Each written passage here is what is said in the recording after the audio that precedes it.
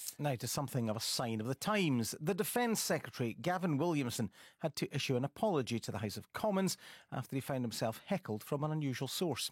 He'd been making a speech in Parliament discussing the situation in Syria when his smartphone intervened. I found something on the web for in Syria. Syrian Democratic Forces supported by Premonition. What a very rum business that is. An intervention. No, but I do apologise for that. It is very rare that you're heckled by your own mobile phone. Indeed. On this occasion, it is a new parliamentary convention, without a doubt. Well, Guy Cocker is a technology expert from Stuff magazine. Morning to you, Guy. Morning. How unusual is it for your phone just to go off like that? Well, I think, like you said, it's a modern problem where anyone that's got a voice assistant, be it in their home or on their phone, it sometimes picks up an errant word. In this case, it was Syria, which does sound like Siri, and it was activated. So I don't know about you, but it happens to me quite a lot, and I'm wary of saying any of the wake words for these devices in case they sort of go off in people's homes while they're listening to this segment as well. So that has been an issue, hasn't it? I mean, adverts for some of these voice-activated devices actually have set them off in people's houses.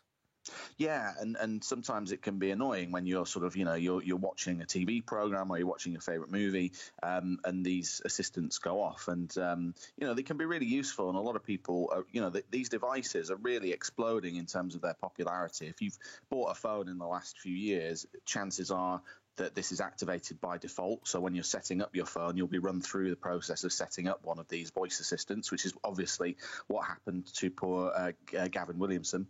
But these devices are becoming more and more popular, and it's becoming a really common problem. In terms of security, though, isn't there an issue here? Because in essence, the Defence Secretary is being listened into by his own phone. Shouldn't he be disabling it? Yeah, I mean, that isn't an issue, actually. Yeah, I don't know what the parliamentary rules are around bringing mobile phones in. But if you've got one of these devices at home, you can either go into the settings and turn off the listen for Hey Siri wake word, or you can. My iPad is now just switched on because I've just said that, you can turn off the activation word for when it's locked as well. But a lot of people just don't realise that these settings exist in their phone. It's the same as parental controls. It's one of those things that people don't really think about.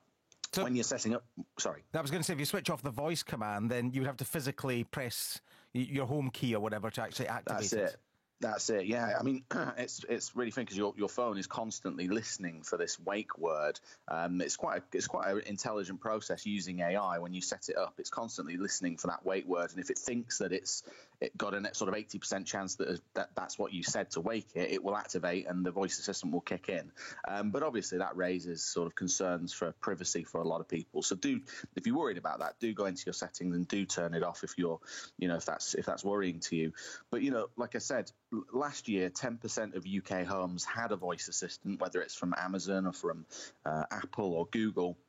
In 2022, so in 4 years' time, that'll be 48% of UK homes will have one of these voice assistants. And will they all have the same wake word? I mean, is there the danger that they'll all turn on at the same time?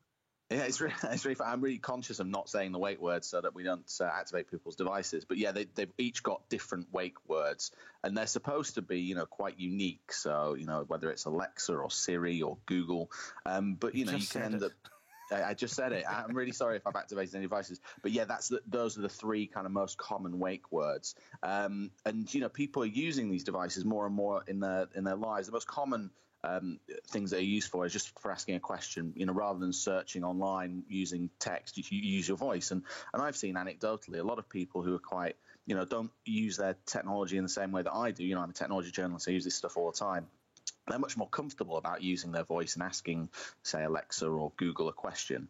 And I can see, the real explosion that's going to happen is people using voice assistants to actually order things. Sort of voice commerce, if you will, is going to be the next big explosion after e-commerce, with people just, you've seen adverts, I'm sure, on TV, where people just order a kitchen roll or whatever it is to their house using their voice assistants. And that's the next big explosion in retail. Stand by for lots of rogue deliveries then. Guy, thank you very much. Guy Cocker, their technology expert with Stuff magazine.